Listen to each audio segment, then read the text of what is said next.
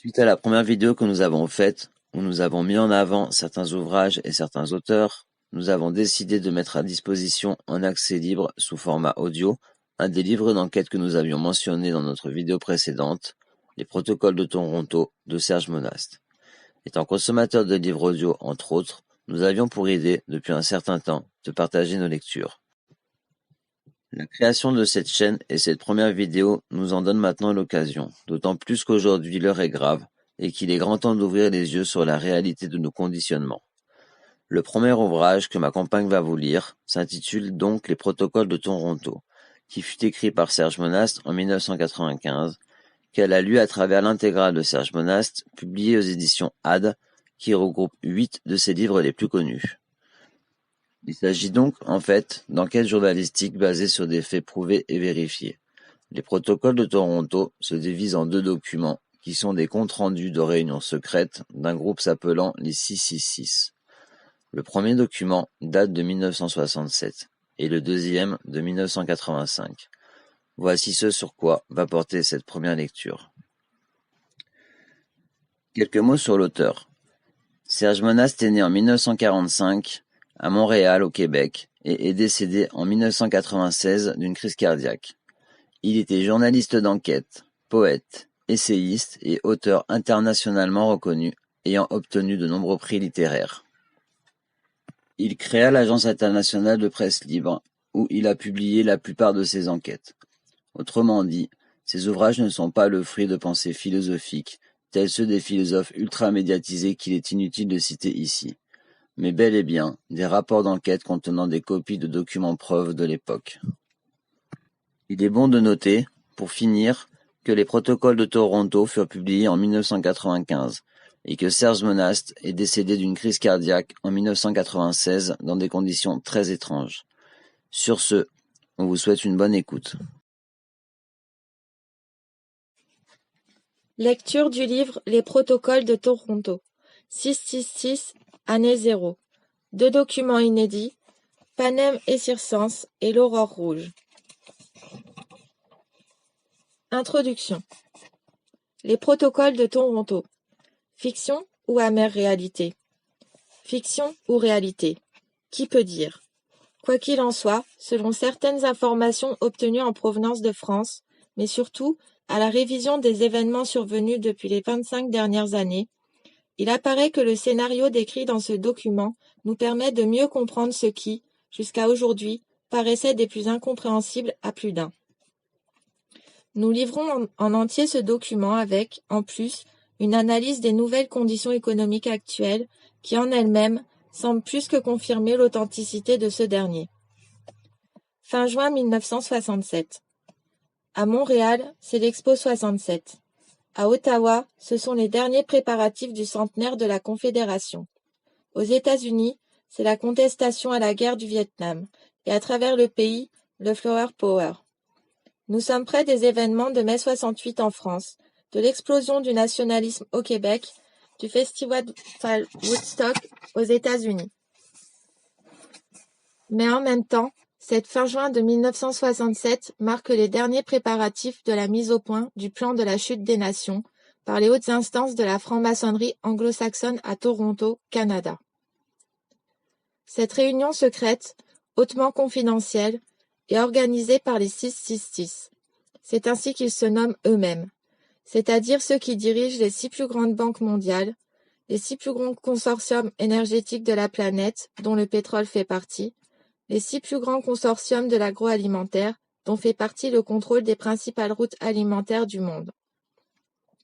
Ces 666 étant les plus hauts responsables de la finance internationale vont définir, à l'intérieur de leur réunion, une stratégie commune en vue de la mainmise absolue sur le commerce mondial, sur la possession de l'arme énergétique, porte ouverte sur le XXIe siècle, et sur le contrôle international de l'agroalimentaire, lequel comprend aussi, pour eux, les consortiums pharmaceutiques comprenant à leur tour le marché mondial des vitamines et des vaccins. Leur plan se résume à 3 orientations majeures. L'économique, le politique et le social pour les années 70 et 80. S'il réussit, il doit irrémédiablement déboucher sur la prise du pouvoir mondial par la mise en place du nouvel ordre mondial, le même dont le président américain George Bush fera tant la promotion au début des années 90.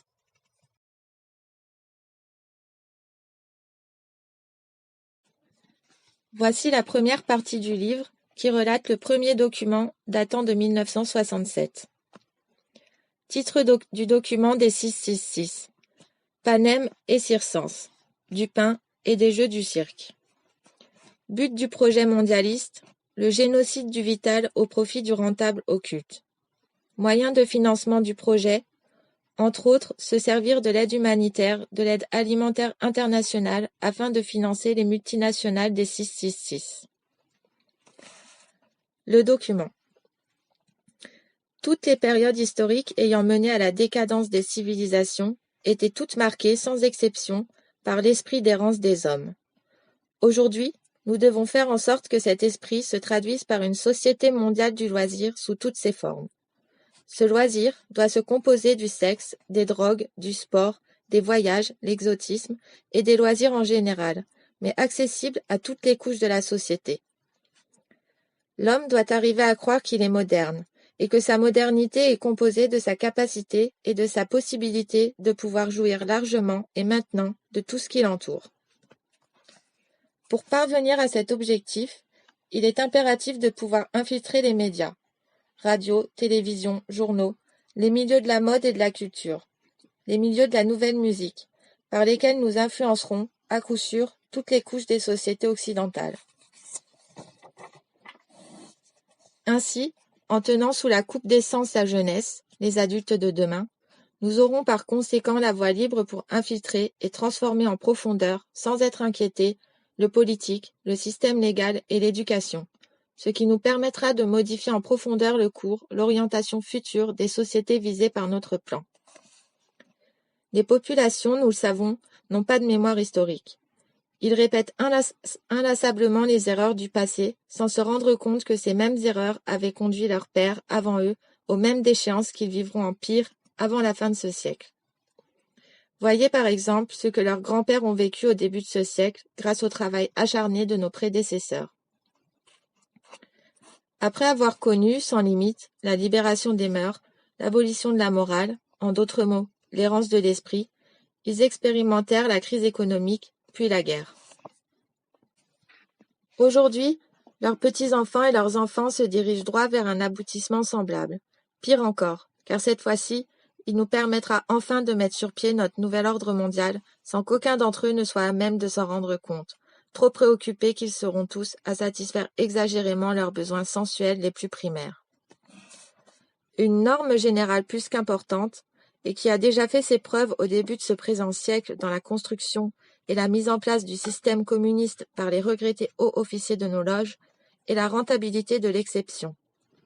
En principe, nous le savons, l'exception prouve la règle générale qui lui est contraire. Mais dans notre vocabulaire, l'exception, c'est ce qui doit être imposé à tous. Nous devons faire en sorte de faire des exceptions dans différentes sphères de la société, comme devant être de nouvelles règles générales applicables à tous. Un objectif premier de toutes les futures contestations sociales menées par la jeunesse des nations. Ainsi, l'exception deviendra le détonateur par lequel toute la société historique s'effondrera sur elle-même, dans un essoufflement et une confusion sans précédent. Les fondements de la société occidentale, dans leur essence, proviennent en droite ligne de l'héritage judéo-chrétien. C'est précisément ce même héritage qui fit de la famille le nœud, la pierre angulaire de tout l'édifice social actuel. Nos prédécesseurs, qui avaient financé les écrivains révolutionnaires de la fin du XIXe siècle et du début du XXe siècle, avaient compris l'importance de fractionner, puis de faire éclater ce noyau vital s'ils voulaient, en Russie, parvenir à mettre en place le nouveau système communiste d'alors. Et c'est précisément ce qu'ils firent, en faisant minutieusement produire par les philosophes et les écrivains non conformistes de l'époque un manifeste à la gloire de l'État-Dieu, celui-ci ayant la primauté absolue sur l'individu, sur la famille. Pour aboutir avec certitude à la construction d'un gouvernement mondial, un nouvel ordre mondial communautaire, où tous les individus, sans exception, seront soumis à l'état mondial de l'ordre nouveau, nous devons en premier lieu faire disparaître la famille, ce qui entraînera du même coup la disparition des enseignements religieux ancestraux. Et en deuxième lieu, niveler tous les individus en faisant disparaître les classes sociales, en particulier les classes moyennes. Mais nous devons procéder de manière à ce que tous ces changements apparaissent comme étant issus de la volonté populaire, qu'ils aient l'apparence de la démocratie. En se servant de cas isolés, mais en les amplifiant à l'extrême avec l'aide de contestations étudiantes noyautées par nous, de journalistes favorables à notre cause et de politiciens achetés, nous parviendrons à faire mettre en place de nouveaux organismes ayant toutes les apparences de la modernité, tel un bureau de la protection de l'enfance, protégé par une charte des droits et libertés.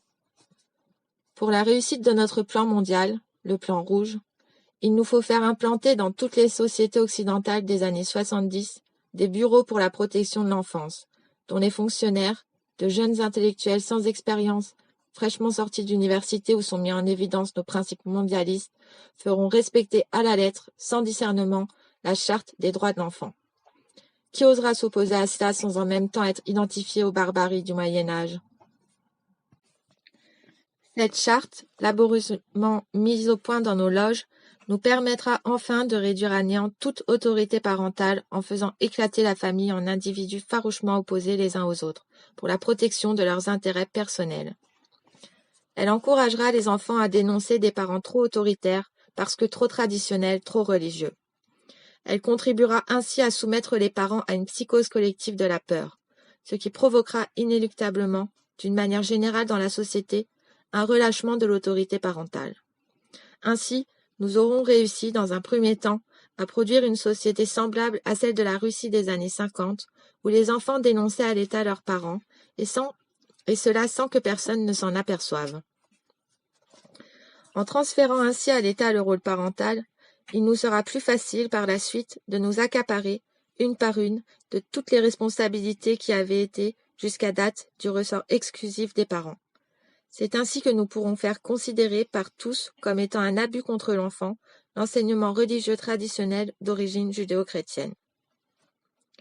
Dans un même temps, mais à un autre niveau, nous ferons inscrire dans les plus hautes lois des nations que toutes les religions, les cultes, les pratiques religieuses de tout genre, y compris la sorcellerie et la magie, doivent toutes être respectées au même titre les unes que les autres. Ce sera par la suite d'une aisance déconcertante que de transférer ce rôle de l'État par rapport à l'enfant aux plus hautes instances internationales, telles les Nations Unies. Comprenons bien ceci. Notre but n'est pas de protéger les enfants ou qui que ce soit d'autre, mais bien de provoquer l'éclatement, puis la chute des nations, qui sont un obstacle majeur à la mise en place de notre nouvel ordre mondial. C'est la raison pour laquelle les bureaux de protection de l'enfance doivent être investis d'une autorité légale absolue.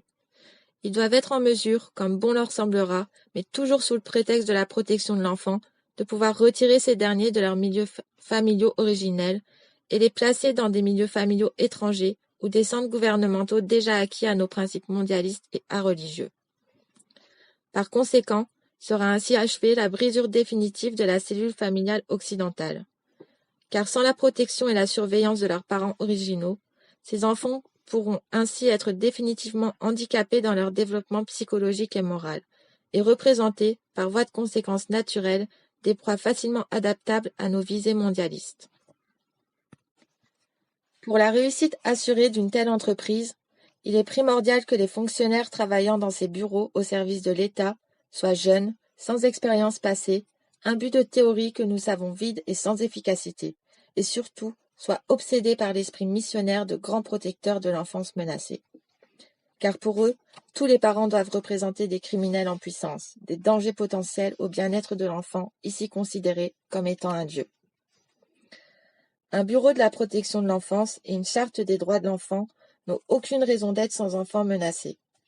De plus, les exceptions et les exemples historiques utilisés pour leur mise en place finiraient, tôt ou tard, par disparaître s'ils n'étaient pas constamment alimentés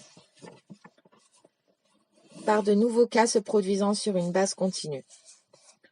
En ce sens, nous devons infiltrer le système d'éducation des nations pour y faire disparaître, sous le couvercle de la modernité et de l'évolution, l'enseignement de la religion, de l'histoire, de la bienséance, tout en diluant en même temps, sous une avalanche d'expérimentations nouvelles dans le milieu de l'éducation, celui de la langue et des mathématiques. De cette manière, en enlevant aux jeunes générations toute base et toute frontière morale, toute connaissance du passé, donc toute fierté nationale, donc tout respect d'autrui, tout pouvoir par la connaissance du langage et des sciences, donc sur la réalité, nous contribuerons à fabriquer une jeunesse largement disposée à toutes les formes de délinquance. Dans ce nouvel univers morcelé par la peur des parents et leur abandon de toute responsabilité face à leurs enfants, nous aurons la voie libre pour former, à notre manière et selon nos objectifs premiers, une jeunesse où l'arrogance, le mépris, l'humiliation d'autrui seront considérés comme étant les nouvelles bases de l'affirmation de soi et de la liberté. Mais nous savons, à même l'expérience du passé, qu'une jeunesse semblable est d'ores et déjà condamnée à son autodestruction, car celle-ci est foncièrement individualiste, donc anarchiste par définition. En ce sens, elle ne peut aucunement représenter une base solide pour la continuité de quelque société que ce soit, et encore moins une valeur sûre pour la prise en charge de ces vieillards. Dans la même foulée, il est aussi impératif de faire créer une charte des droits et libertés individuelles et des bureaux de protection du citoyen, en faisant miroiter aux masses que ces innovations font partie intégrante de la modernité des sociétés nouvelles du XXe siècle. De la même manière et en même temps, mais à un autre niveau, faire voter de nouvelles lois pour le respect et la liberté individuelle.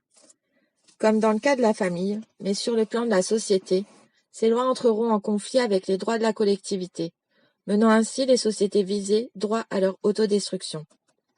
Car ici, l'inversion est totale.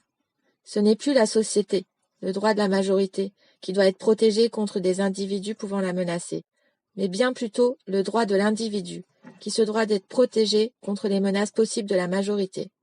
Voilà le but que nous nous sommes fixés. Pour achever l'éclatement de la famille et du système d'éducation, donc de la société en général, il est primordial d'encourager la liberté sexuelle à tous les échelons de la société occidentale. Il faut réduire l'individu, donc les masses, à l'obsession de satisfaire leurs instincts primaires par tous les moyens possibles. Nous savons que cette étape représente le point culminant par lequel toute société finira par s'effondrer sur elle-même. N'en a-t-il pas été ainsi de l'Empire romain à son apogée et de toute civilisation semblable à travers l'histoire ? Par des hommes de science et des laboratoires financés par nos loges, nous avons réussi à faire mettre au point un procédé chimique qui révolutionnera toutes les sociétés occidentales et reléguera aux oubliettes pour toujours les principes moraux et religieux judéo-chrétiens. Ce procédé, sous forme de pilules, ouvrira la voie toute grande à la liberté sexuelle sans conséquence et poussera les femmes des nations à vouloir briser avec ce qui sera alors perçu comme étant le joug du passé, l'esclavage des femmes soumises à l'homme et à la famille traditionnelle judéo-chrétienne. Jadis centre et pivot de la cellule familiale, la femme moderne, maintenant en tant qu'individu indépendant, voudra briser avec son rôle traditionnel, se détacher de la famille et mener sa vie selon ses propres aspirations personnelles. Rien de plus naturel, nous le savons, mais là où nous interviendrons fortement, ce sera d'infiltrer tous les nouveaux mouvements de contestation féminins en poussant leur logique jusqu'à ses extrêmes limites de conséquences. Et ces limites se trouvent déjà inscrites dans l'éclatement définitif de la famille traditionnelle et de la société judéo-chrétienne. Cette libération sexuelle sera le moyen ultime par lequel il nous sera possible de faire disparaître de la conscience populaire toute référence au bien et au mal. L'effondrement de cette barrière religieuse et morale nous permettra d'achever le processus de la fausse libération de l'homme de son passé, mais qui en réalité est une forme d'esclavage qui sera profitable à nos plans mondialistes. Cette porte ouverte pour l'encouragement à la liberté sexuelle, au divorce, à l'avortement sur demande, à la reconnaissance légale des diverses formes d'homosexualité, nous aidera à modifier en profondeur les bases historiques du droit légal des sociétés. Elle sera un atout majeur pour pousser l'ensemble des individus à un relâchement général des mœurs, pour diviser les individus les uns par rapport aux autres, selon leurs instincts et leurs intérêts propres, pour détruire l'avenir de la jeunesse en la poussant aux expériences néfastes de la sexualité hâtive et de l'avortement, et pour briser moralement les générations futures en les poussant à l'alcoolisme, aux drogues diverses, dont nos officiers supérieurs des loges internationales se chargeront d'en prendre le contrôle au niveau mondial, et au suicide, celui-ci considéré par une jeunesse désabusée et abandonnée à elle-même comme étant une fin chevaleresque. Décevons la jeunesse des nations en lui montrant ses parents comme étant irresponsables, irréligieux et immoraux, ne cherchant en définitive que le plaisir, l'évasion et la satisfaction effrénée de leurs instincts au prix du mensonge, de l'hypocrisie et de la trahison. Faisons du divorce et de l'avortement une nouvelle coutume sociale acceptée par tous. Poussons-la ainsi à la criminalité sous toutes ses formes et à se réfugier en groupes distincts, hors d'atteinte du milieu familial qu'elle percevra, inévitablement, comme étant une menace pour sa propre survie. Le tissu social étant ainsi bouleversé à jamais, il nous sera dès lors possible d'agir sur le politique et l'économique des nations afin de les soumettre à notre merci, pour en venir à accepter de force nos plans d'un nouvel ordre mondial. Car il faut bien se l'avouer, les nations, dépourvues qu'elles seront alors de pouvoir compter sur une jeunesse forte, sur une société où les individus, regroupés autour d'un idéal commun, renforcés par des remparts moraux indéfectibles, auraient pu lui apporter son soutien historique, ne pourront qu'abdiquer à notre volonté mondiale. Ainsi pourrons-nous alors inaugurer ce qui fut tant annoncé par nos créations passées, le système communiste qui prophétisait une révolution mondiale mise en branle par tous les rejetés de la Terre, et le nazisme par lequel nous avions annoncé un nouvel ordre mondial pour 1000 ans. Voilà notre but ultime, le travail récompensé de tous les valeureux morts au labeur pour son accomplissement depuis des siècles. Disons-le haut et fort, tous les frères des loges passées, morts dans l'anonymat pour la réalisation de cet idéal qu'il nous est maintenant possible de toucher du bout des doigts. Il est bien reconnu par tous que l'homme, une fois après avoir assuré ses besoins primaires, nourriture, habillement et gîte, est beaucoup plus enclin à être moins vigilant. Permettons-lui d'endormir sa conscience tout en orientant à notre guise son esprit, en lui créant, de pure pièce, des conditions économiques favorables. Donc, pendant cette période des années 70 où nos agents s'infiltreront partout dans les différentes sphères de la société pour faire accepter nos nouvelles normes dans l'éducation, le droit légal, le social et le politique, nous veillerons à répandre autour de lui un climat économique de confiance. Du travail pour tous, l'ouverture du crédit pour tous, des loisirs pour tous seront nos tandems pour la création illusoire d'une nouvelle classe sociale, la classe moyenne. Car une fois nos objectifs atteints, cette classe du milieu, située entre les pauvres séculaires et nous les riches, nous la ferons disparaître en lui coupant définitivement tout moyen de survie. En ce sens, nous ferons des États-nations les nouveaux parents des individus.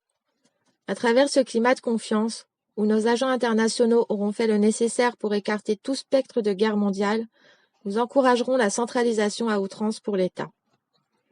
De cette manière, les individus pourront acquérir l'impression d'une liberté totale à explorer, pendant que le fardeau légendaire des responsabilités personnelles sera transféré à l'État. C'est ainsi qu'il nous sera possible de faire augmenter d'une manière vertigineuse le fardeau de l'État, en multipliant sans limite aucune la masse des fonctionnaires intellectuels. Assurés pour des années à l'avance d'une sécurité matérielle, ceux-ci seront par conséquent de parfaits exécutants du pouvoir gouvernemental, en d'autres mots, de notre pouvoir. Créer ainsi une masse impressionnante de fonctionnaires qui, à elle seule, formera un gouvernement dans le gouvernement, quel que soit le parti politique qui sera alors au pouvoir. Cette machine anonyme pourra nous servir un jour de levier, lorsque le moment sera venu, pour accélérer l'effondrement économique des États-nations. Car ceux-ci ne pourront pas indéfiniment supporter une telle masse salariale sans devoir s'endetter au-delà de leurs moyens. D'un autre côté, cette même machine qui donnera une image froide et insensible de l'appareil gouvernemental, cette machine complexe et combien inutile dans beaucoup de ses fonctions, nous servira de paravent et de protection contre les populations. Car qui osera s'aventurer à travers les dédales d'un tel labyrinthe en vue de faire valoir ses doléances personnelles? Toujours pendant cette période d'étourdissement général, nous en profiterons aussi pour acheter ou éliminer, selon les nécessités du moment, tous les dirigeants d'entreprises, les responsables des grands organismes d'État, les centres de recherche scientifique dont l'action et l'efficacité risqueraient de donner trop de pouvoir aux États-nations. Il ne faut absolument pas que l'État devienne une force indépendante en elle-même, qui risquerait de nous échapper et de mettre en danger nos plans ancestraux. Nous veillerons aussi à avoir une mainmise absolue sur toutes les structures supranationales des nations. Ces organismes internationaux doivent être placés sous notre juridiction absolue. Dans le même sens, et pour garantir la rentabilité de notre influence auprès des populations, nous devrons contrôler tous les médias d'information. Nos banques verront donc à ne financer que ceux qui nous sont favorables, tandis qu'elles superviseront la fermeture des plus récalcitrants. Cela devrait en principe passer presque inaperçu dans les populations, absorbées qu'elles seront par leur besoin de faire plus d'argent et de se divertir. Nous devrons nous occuper à finaliser, dès maintenant, la phase de dérégionalisation des régions rurales amorcée au début de la crise économique de 1929. Surpeupler les villes était notre tandem de la révolution industrielle. Les propriétaires ruraux, par leur indépendance économique, leur capacité à produire la base de l'alimentation des États, est une menace pour nous et pour nos futurs plans. Entassés dans les villes, ils seront plus dépendants de nos industries pour survivre. Nous ne pouvons nous permettre l'existence de groupes indépendants de notre pouvoir. Donc, éliminons les propriétaires terriens en faisant d'eux des esclaves obéissants des industries étant sous notre contrôle. Quant aux autres, permettons-leur de s'organiser en coopératives agricoles que nos agents infiltreront pour mieux les orienter selon nos priorités futures. À travers l'État, attachons-nous à bien mettre en évidence le respect obligatoire de la diversité des cultures, des peuples, des religions, des ethnies, qui sont autant de moyens pour nous pour faire passer la liberté individuelle avant la notion d'unité nationale, ce qui nous permettra de mieux diviser les populations des États-nations et ainsi les affaiblir dans leur autorité et dans leur capacité de manœuvrer. Poussé à ses extrêmes limites, mais sur le plan international, ce concept, dans le futur, poussera les ethnies des différentes nations à se regrouper pour revendiquer, individuellement, chacune leur propre part du pouvoir, ce qui achèvera de ruiner les nations et les fera éclater dans des guerres interminables. Lorsque les États-nations seront ainsi affaiblis par autant de luttes intestines, toutes fondées sur la reconnaissance des droits des minorités à leur indépendance, que les nationalistes, divisés en différentes factions culturelles et religieuses, s'opposeront aveuglément dans des luttes sans issue, que la jeunesse aura totalement perdu contact avec ses racines, alors nous pourrons nous servir des États-nations, des Nations unies, pour commencer à imposer notre nouvel ordre mondial. D'ailleurs, à ce stade-là, les idéaux humanitaires, sociaux et historiques des États-nations auront depuis longtemps éclaté sous la pression des divisions intérieures. Fin du document des 666, daté de fin juin 1967.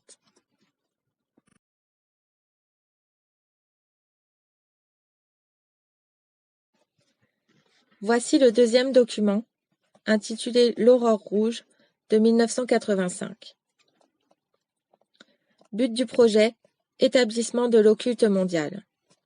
Moyens de financement du projet, contrôle du FMI, du GATT, de la Commission de Bruxelles, de l'OTAN, de l'ONU et d'autres organismes internationaux. 18 ans plus tard, soit 3 x 6, 18, ou 6 plus 6 plus 6, dans le temps, se tint une autre réunion d'importance au Canada. Le groupe des 666 se réunit encore une fois à Toronto à la fin de juin 1985. Mais cette fois-ci, afin de finaliser les dernières étapes avant de déboucher, et sur la chute des États-nations, et sur la prise du pouvoir international par les Nations unies. Le document. Les dernières 18 années furent très profitables pour l'avancement de nos projets mondiaux. Je peux vous dire, frères, que nous touchons maintenant presque au but. La chute des États-nations n'est plus qu'une question de temps, assez court, dois-je vous avouer en toute confiance. Grâce à nos agents d'infiltration et à nos moyens financiers colossaux, des progrès sans précédent ont maintenant été accomplis dans tous les domaines de la science et de la technologie dont nous contrôlons financièrement les plus grandes corporations. Depuis les réunions secrètes avec M. de Rothschild dans les années 56, et qui avaient pour but de mettre au point le développement et l'implantation mondiale des ordinateurs, il nous est maintenant possible d'entrevoir la mise en place d'un genre d'autoroute internationale où toutes ces machines seraient reliées entre elles. Car comme vous le savez déjà, le contrôle direct et individuel des populations de la planète serait à tout le moins totalement impossible sans l'usage des ordinateurs, et leur rattachement électronique les uns par rapport aux autres en un vaste réseau mondial. Les machines d'ailleurs ont l'avantage de pouvoir remplacer des millions d'individus. De plus, elles ne possèdent ni conscience ni morale aucune, ce qui est indispensable pour la réussite d'un projet comme le nôtre. Surtout, ces machines accomplissent, sans discuter, tout ce qui leur est dicté. Elles sont des esclaves parfaits dont ont tant rêvé nos prédécesseurs, mais sans qu'ils aient été à même de se douter qu'un jour, il nous serait possible d'accomplir un tel prodige. Ces machines sans patrie, sans couleur, sans religion, sans appartenance politique, sont l'ultime accomplissement et outil de notre nouvel ordre mondial. Elles en sont la pierre angulaire. L'organisation de ces machines en un vaste réseau mondial, dont nous contrôlerons les leviers supérieurs, nous servira à immobiliser les populations. Comment ? Comme vous le savez, la structure de base de notre nouvel ordre mondial est composée, dans son essence, d'une multitude de réseaux divers couvrant chacun toutes les sphères de l'activité humaine sur toute l'étendue de la planète. Jusqu'à ce jour, tous ces réseaux étaient reliés entre eux par une base idéologique commune, celle de l'homme comme étant le centre et l'ultime accomplissement de l'univers. Ainsi, grâce à tous ces réseaux unis par le lien de la nouvelle religion de l'homme pour l'homme, nous avons pu facilement infiltrer tous les secteurs humains dans tous les pays occidentaux et en modifier la base judéo-chrétienne. Le résultat est qu'aujourd'hui, cet homme, qu'il fasse partie du politique, de l'économique, du social, de l'éducation, du scientifique ou du religieux, a déjà, depuis notre dernière réunion de fin juin 67, abandonné son héritage passé pour le remplacer par notre idéal d'une religion mondiale basée uniquement sur l'homme. Coupé ainsi qu'il est dorénavant de ses racines historiques, cet homme n'attend plus en définitive que lui soit proposée une nouvelle idéologie. Celle-ci, bien entendu, est la nôtre, celle du village communautaire global, dont il sera le centre. Et c'est précisément ce que nous lui apporterons en l'encourageant à faire partie, corps et âme, de ce réseau électronique mondial, où les frontières des États-nations auront été à tout jamais abolies, anéanties jusqu'à leurs racines les plus profondes. Pendant que cet homme égaré sera absorbé par son enthousiasme aveugle à faire partie de sa nouvelle communauté mondiale, en faisant partie de ce vaste réseau d'ordinateurs, pour notre compte, nous verrons, à partir des leviers supérieurs qui lui seront cachés, à le ficher, à l'identifier, à le comptabiliser et à le rentabiliser selon nos propres objectifs. Car à l'intérieur de cette nouvelle société globale, aucun individu ayant un potentiel de rentabilité pour nous ne pourra nous échapper. L'apport constant de la technologie électronique devra nous assurer de tous les moyens pour ficher, identifier et contrôler tous les individus des populations de l'Occident.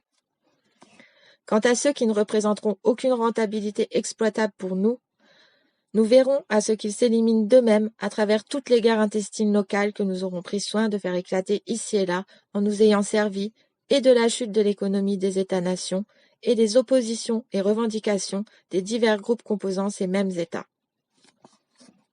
Voici donc la manière détaillée par laquelle nous procéderons d'ici 1998 pour paver la route à la naissance de notre gouvernement mondial. 1. Décupler la société des loisirs qui nous a été si profitable à cette date. En nous servant de l'invention du vidéo que nous avons financé et des jeux qui lui sont rattachés, finissons de pervertir la morale de la jeunesse. Offrons-lui la possibilité de satisfaire maintenant tous ses instincts. Un être possédé par ses sens et esclave de ceux-ci, nous le savons, n'a ni idéal ni force intérieure pour défendre quoi que ce soit. Il est un individualiste par nature et représente un candidat parfait que nous pouvons modeler aisément selon nos désirs et nos priorités. D'ailleurs, rappelez-vous avec quelle facilité nos prédécesseurs ont pu orienter toute la jeunesse allemande au début du siècle en se servant du désabusement de cette dernière. 2. Encourager la contestation étudiante pour toutes les causes rattachées à l'écologie. La protection obligatoire de cette dernière sera un atout majeur le jour où nous aurons poussé les États-nations à échanger leur dette intérieure contre la perte de 33% de tout leur territoire demeuré à l'état sauvage. 3. Comblons le vide intérieur de cette jeunesse en l'initiant, dès son tout jeune âge, à l'univers des ordinateurs. Utilisons pour cela son système d'éducation. Un esclave au service d'un autre esclave que nous contrôlons. 4. Sur un autre plan, établissons le libre-échange international comme étant une priorité absolue pour la survie économique des États-nations. Cette nouvelle conception économique nous aidera à accélérer le déclin des nationalistes de toutes les nations, à les isoler en factions diverses et, au moment voulu, à les opposer farouchement les uns aux autres dans des guerres intestines qui achèveront de ruiner ces nations. 5. Pour nous assurer à tout prix de la réussite d'une telle entreprise, faisons en sorte que nos agents déjà infiltrés dans les ministères des Affaires intergouvernementales et de l'immigration des États-nations fassent modifier en profondeur les lois de ces ministères. Ces modifications viseront essentiellement à ouvrir les portes des pays occidentaux à une immigration de plus en plus massive à l'intérieur de leurs frontières. Immigration que nous aurons d'ailleurs provoquée en ayant pris soin de faire éclater ici et là de nouveaux conflits locaux. Par des campagnes de presse bien orchestrées dans l'opinion publique des États-nations ciblés, nous provoquerons chez celles-ci un afflux important de réfugiés qui aura pour effet de déstabiliser leur économie intérieure et de faire augmenter les tensions raciales à l'intérieur de leur territoire. Nous verrons à faire en sorte que des groupes d'extrémistes étrangers fassent partie de ces afflux d'immigrants, ce qui facilitera la déstabilisation politique, économique et sociale des nations visées. 6. Ce libre-échange qui, en réalité, n'en est pas un, car il est déjà contrôlé par nous tous au sommet de la hiérarchie économique, noyautons-le en 3 commissions latérales, celle de l'Asie, celle de l'Amérique et celle de l'Europe. Il nous apportera la discorde à l'intérieur des États-nations par la hausse du chômage reliée aux restructurations de nos multinationales.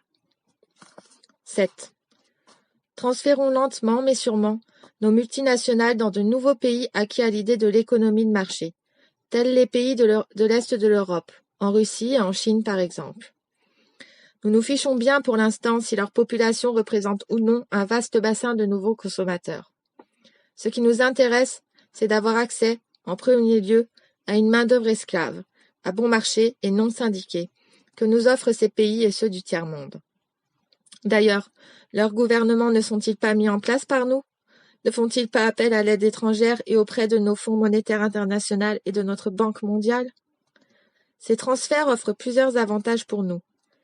Ils contribuent à entretenir ces nouvelles populations dans l'illusion d'une libération économique, d'une liberté politique, alors qu'en réalité, nous les dominerons par l'appétit du gain et un endettement dont ils ne pourront jamais s'acquitter. Quant aux populations occidentales, elles seront entretenues dans le rêve du bien-être économique, car les produits importés de ces pays ne subiront aucune hausse de prix. Par contre, sans qu'elles s'en aperçoivent au début, de plus en plus d'industries seront obligées de fermer leurs portes à cause des transferts que nous aurons effectués hors des pays occidentaux. Ces fermetures augmenteront le chômage et apporteront des pertes importantes de revenus pour les États-nations. 8. Ainsi, nous mettrons sur pied une économie globale à l'échelle mondiale qui échappera totalement au contrôle des États-nations. Cette nouvelle économie sera au-dessus de tout. Aucune pression politique ou syndicale ne pourra avoir de pouvoir sur elle. Elle dictera ses propres politiques mondiales et obligera à une réorganisation politique, mais selon nos priorités à l'échelle mondiale. 9.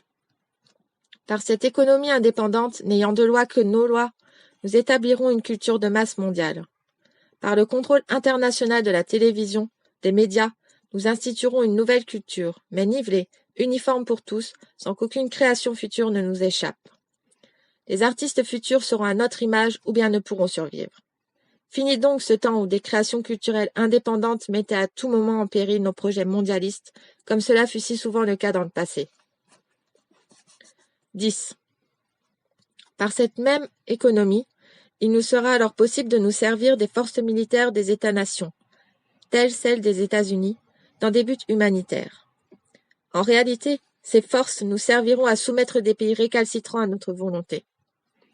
Ainsi, les pays du tiers-monde et d'autres semblables à eux ne pourront pas être en mesure d'échapper à notre volonté de nous servir de leur population comme main-d'œuvre esclave. 11. Pour contrôler le marché mondial, nous devrons détourner la productivité de son but premier, libérer l'homme de la dureté du travail. Nous l'orienterons en fonction de la retourner contre l'homme en asservissant ce dernier à notre système économique, où il n'aura pas le choix de devenir notre esclave et même un futur criminel. 12. Tous ces transferts à l'étranger de nos multinationales et la réorganisation mondiale de l'économie auront pour but, entre autres, de faire grimper le chômage dans les pays occidentaux. Cette situation sera d'autant plus réalisable parce qu'au départ, nous aurons privilégié l'importation massive des produits de base à l'intérieur des États-nations, et du même coup, nous aurons surchargé ces États par l'emploi exagéré de leur population à la production de services qu'ils ne pourront plus payer. Ces conditions extrêmes multiplieront par millions les masses d'assistés sociaux de tout genre, d'illettrés et de sans-abri. 13. Par des pertes de millions d'emplois dans le secteur primaire, à même les évasions déguisées de capitaux étrangers hors des États-nations, il nous sera ainsi possible de mettre en danger de mort l'harmonie sociale par le spectre de la guerre civile. 14. Ces manipulations internationales des gouvernements et des populations des États-nations nous fourniront le prétexte d'utiliser notre FMI pour pousser les gouvernements occidentaux à mettre en place des budgets d'austérité sous le couvercle de la réduction illusoire de leur dette nationale, de la conservation hypothétique de leur code de crédit international et de la préservation impossible de la paix sociale. 15.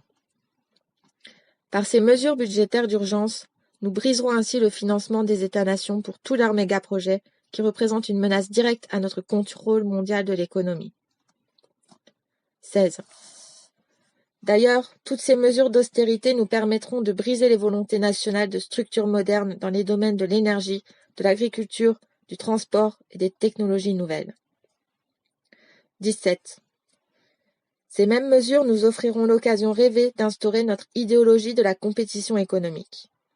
Celle-ci se traduira, à l'intérieur des États-nations, par la réduction volontaire des salaires, les départs volontaires avec remise de médailles pour services rendus, ce qui nous ouvrira les portes à l'instauration partout de notre technologie de contrôle. Dans cette perspective, tous ces départs seront remplacés par des ordinateurs à notre service. 18. Ces transformations sociales nous aideront à changer en profondeur la main-d'œuvre policière et militaire des États-nations. Sous le prétexte des nécessités du moment, et sans éveiller de soupçons, nous nous débarrasserons une fois pour toutes de tous les individus ayant une conscience judéo-chrétienne.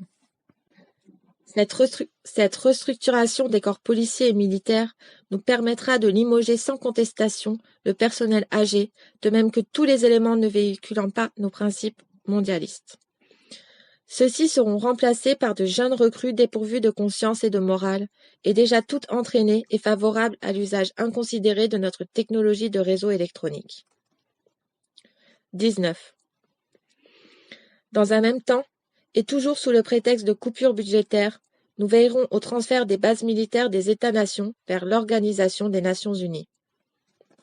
20. Dans cette perspective, nous travaillerons à la réorganisation du mandat international des Nations Unies.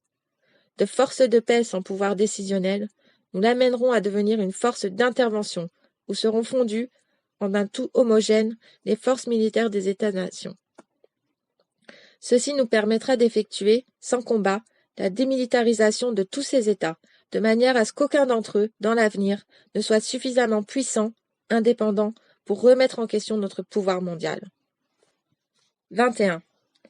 Pour accélérer ce processus de transfert, nous impliquerons la force actuelle des Nations Unies dans des conflits impossibles à régler.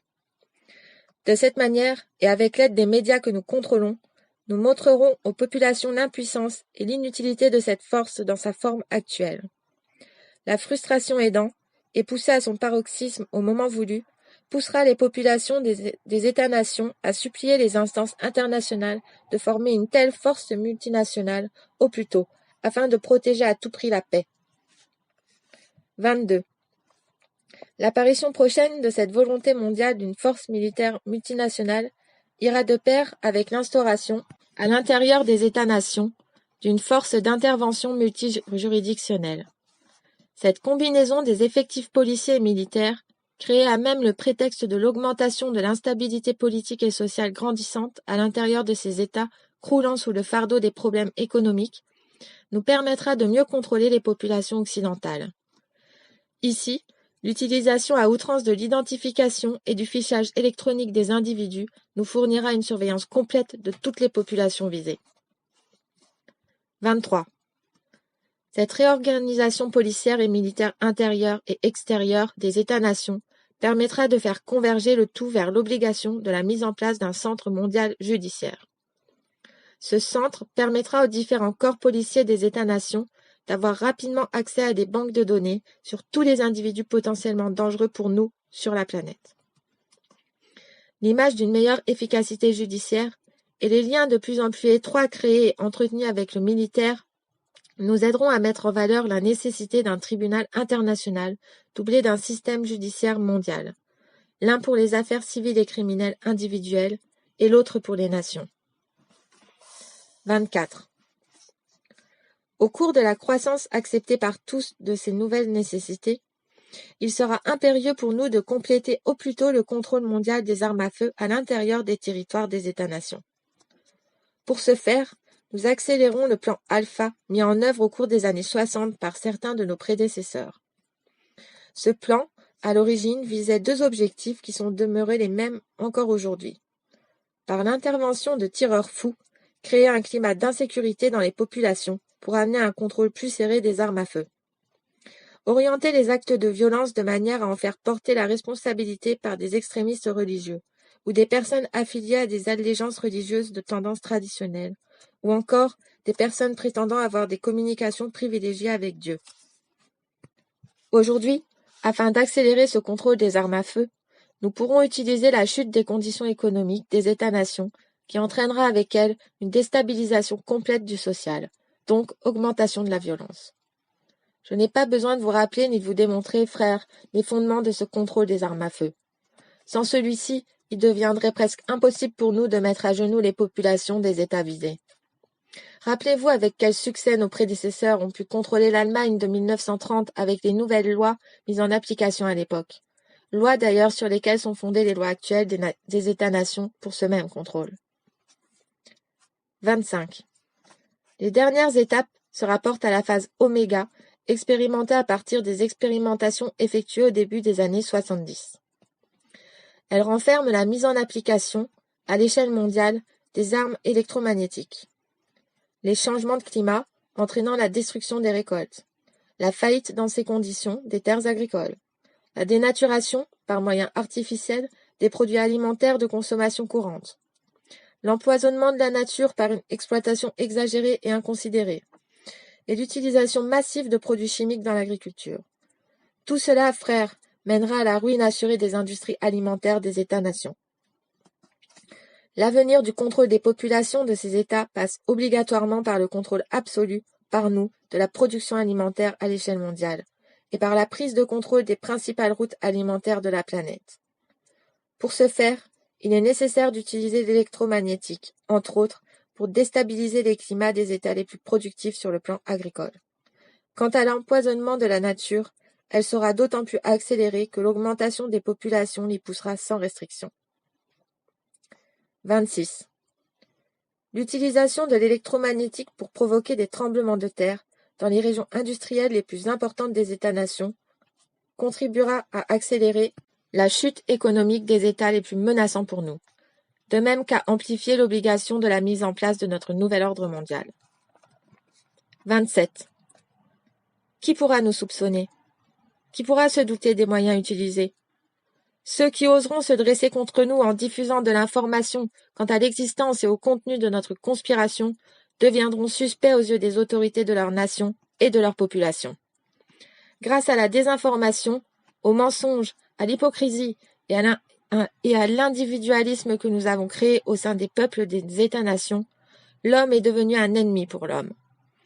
Ainsi, ces individus indépendants, qui sont des plus dangereux pour nous justement à cause de leur liberté, seront considérés par leurs semblables comme étant des ennemis et non des libérateurs. L'esclavage des enfants, le pillage des richesses du tiers-monde, le chômage, la propagande pour la libération de la drogue, l'abrutissement de la jeunesse des nations, l'idéologie du respect de la liberté individuelle diffusée au sein des églises judéo-chrétiennes et à l'intérieur des États-nations, l'obscurantisme considéré comme une base de la fierté, les conflits interethniques et notre dernière réalisation, les restrictions budgétaires. Tout cela nous permet enfin de voir l'accomplissement ancestral de notre rêve, celui de l'instauration de notre nouvel ordre mondial. Fin du document de fin juin 1985. Conclusion. Alors, les protocoles de Toronto 666, mythe ou réalité? Ce serait comme de demander si le meilleur des mondes est lui aussi un mythe ou une réalité, même s'il s'agit d'un roman. Pourtant, son auteur a lui aussi eu accès à des documents d'époque pour le créer. Son auteur savait bien que la révélation, la diffusion des informations qu'il possédait, mais sous une autre forme que celle du roman, aurait éveillé chez les populations beaucoup plus de méfiance que d'acceptation. Et combien d'autres auteurs ont dû, eux aussi, user du même stratagème pour avertir leurs contemporains et les générations futures. Alors, les protocoles de Toronto 666, mythe ou réalité? L'urgence de la situation actuelle, celle engendrée par le début des restrictions budgétaires qui marquent le commencement de la fin, la réalisation proche du nouvel ordre mondial occulte, ne permettait pas la rédaction d'un roman, ce qui aurait pris trop de temps dans le contexte présent. Mais l'impact provoqué quant à la révélation de ces documents est tout de même important, car leur publication aura pour effet de placer sur la défensive ceux qui en sont à l'origine. Ce qui est souhaité ici, c'est qu'au-delà de la désinformation véhiculée et entretenue par des politiciens sans scrupules et par des gens apeurés face à la possibilité de perdre des intérêts personnels, chaque lecteur puisse réfléchir, se regrouper avec d'autres semblables à lui et prendre maintenant des moyens pour survivre face à ce qui vient. Même si ma vie est en danger à cause de la diffusion d'informations comme celle-ci, la vôtre l'est encore plus par l'ignorance de ces mêmes informations. Alors, les protocoles de Toronto 666, mythe ou réalité? À vous de répondre. À vous de voir, dans les événements récemment passés et futurs, si ces documents appartiennent au domaine de la fiction ou de la réalité. À vous de réaliser que la peur n'a d'autre objet que de vous paralyser et de vous placer à la merci de ceux qui ne veulent que vous contrôler pour mieux vous asservir selon leurs intérêts, qui en fin de compte ne sont pas les vôtres. Alors, les protocoles de Toronto 666, mythe ou réalité? Serge Monast, journaliste d'enquête, fin mars 1995. Le livre d'enquête de Serge Monast s'achève ici, après la retranscription de ces deux comptes rendus de réunions successives du groupe 666 qui furent portés à sa connaissance, agrémentés de quelques commentaires de l'auteur. Des documents secrets qu'il prit le parti de publier à travers l'Agence internationale de presse libre, qu'il a lui-même créée, dans le but de porter à la connaissance du public et du plus grand nombre des informations d'ordre capital et d'une gravité sans commune mesure qui nous sont habituellement cachées. Son but, nous permettre d'acquérir la connaissance, celle de la réalité des mécanismes politiques, économiques, sociaux, militaires, médicaux et religieux qui nous entourent et qui nous conditionnent à vivre sous un statut d'esclave, de notre naissance à notre mort. Celle de la réalité de l'existence d'un groupuscule de l'ombre, régnant en maître sur le bétail humain que nous sommes pour eux depuis des siècles. Car au fond, un esclave n'ayant pas conscience de son statut, ne représente-t-il pas le meilleur serviteur que l'on puisse avoir? Alors, à notre tour de vous poser cette question. Les protocoles de Toronto, mythe ou réalité? Ou devrais-je plutôt dire, vérité ou réalité? Tant cette enquête parle d'elle-même à qui veut bien l'entendre. Tant les informations de ces documents concordent avec le déroulé des événements socio-économiques et culturels de notre pays, et plus largement, avec celui du monde planétaire. J'insiste sur le fait que 53 ans se sont déroulés depuis la rédaction du premier compte-rendu des 666, et pour autant, ces écrits restent frappants d'actualité. J'insiste également sur le fait que de nombreux autres ouvrages corroborent les dires de Serge Monast au sujet de la conspiration internationale, des ouvrages que nous vous ferons découvrir petit à petit sur cette chaîne. Certains de ces ouvrages sont bien plus vieux que celui sur lequel porte cette lecture, car nombreux ont été, dans le passé, des êtres courageux qui tentèrent de nous informer, des êtres courageux qui tentèrent de nous alerter de l'urgence de notre condition ici-bas, et nombreux furent ceux qui décédèrent dans des circonstances suspectes. Il est bon de savoir que Serge Monast était loin d'être l'auteur blacklisté et menacé qu'il devint à partir des années 90, période à laquelle il débuta la publication de ses livres d'enquête sur la conspiration mondiale contre l'humanité. Sachez qu'il fut écrivain, journaliste, éditeur, rédacteur en chef de revues, ex-professeur en service social, ex-chercheur en sociologie, ex-professeur au secondaire en sciences pures et conférencier. Il fut lauréat d'au moins 49 prix littéraires internationaux. Je vous passe ici l'énumération de ces prix. Le tout lui ayant été accordé pour des œuvres en poésie, pour des essais et pour des romans. Il fut publié dans l'Anthologie des poètes américains aux États-Unis. Durant l'automne 76, le gouvernement du Québec lui défraya les coûts d'un voyage de 10 jours en France, pour lui permettre d'aller y recevoir 2 médailles d'or internationales. L'Agence canadienne de presse à Paris commenta l'événement à l'époque. Pendant l'automne 1979, un organisme international en Suisse l'invita afin qu'il apporte son aide à l'organisation d'un prochain congrès international qui devait porter sur l'avenir de l'homme, et auquel il devait assister plusieurs lauréats du prix Nobel. Si je prends le temps de faire cette parenthèse fastueuse sur la carrière littéraire de Serge Monast, c'est pour démontrer à quel point cet homme était reconnu et honoré dans son art par ses pairs et par les instances référentes des milieux littéraires, jusqu'à ce qu'il franchisse la ligne rouge du système à partir des années 90, en menant à bien la plus belle des missions qu'un être puisse se donner, celle du devoir d'informer, sincère et véritable, afin de nous permettre de reprendre notre destinée en main par le biais du déconditionnement et de la connaissance.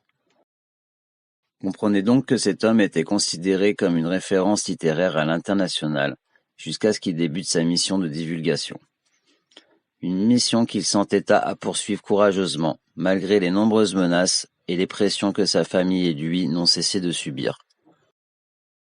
À travers ces quelques explications, nous souhaitions donc lui rendre hommage et rendre hommage à son travail, ainsi qu'au travail de tous les lanceurs d'alerte, distillés partout sur le globe, qui œuvrent en faveur de la libération complète et totale de l'homme.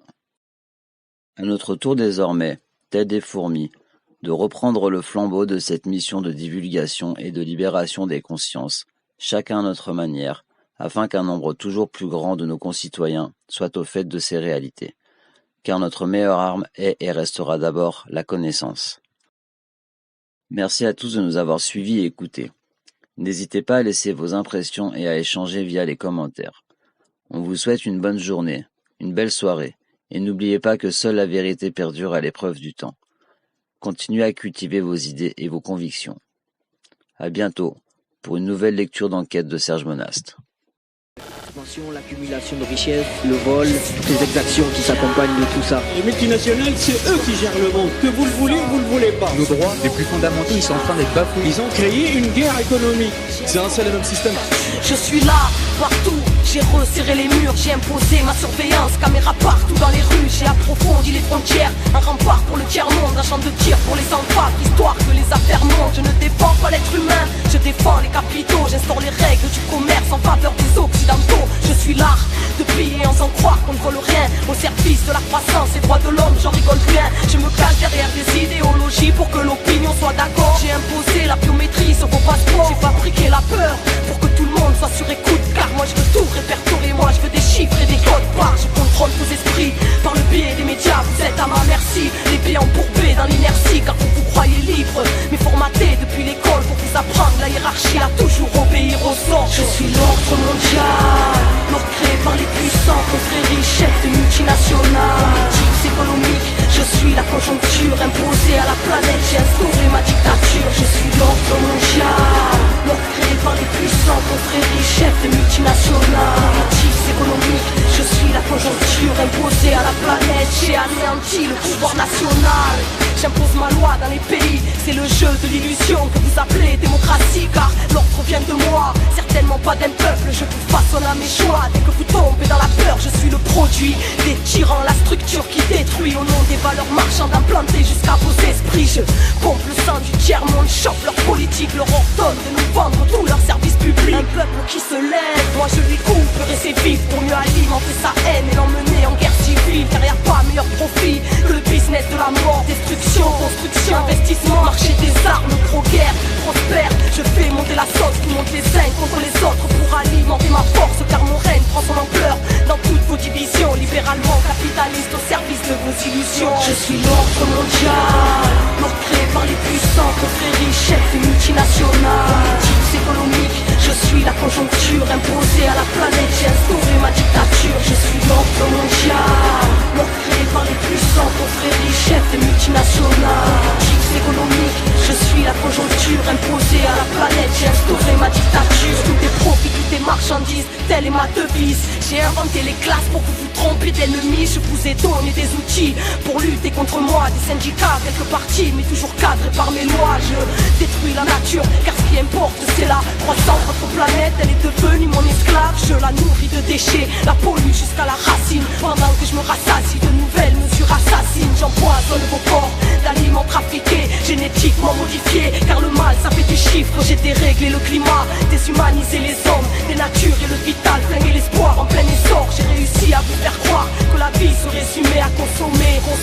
Pour mieux construire mon empire, je suis capable du pire pour vous faire croire en ce qu'il faut. Si je contrôle vos esprits, c'est grâce à la culture du profit. Je suis l'ordre mondial, l'ordre créé par les puissants confréries, chefs des multinationales. Politiques économiques, je suis la conjoncture imposée à la planète. J'ai instauré ma dictature. Je suis l'ordre mondial, l'ordre créé par les puissants confréries, chefs des multinationales. Politiques économiques, je suis la conjoncture imposée à la planète. J'ai instauré ma dictature. Je suis le masque pour la masse qui fait confiance dès le départ, ne tout poursuit et ne voit pas la fin du monde qui se prépare.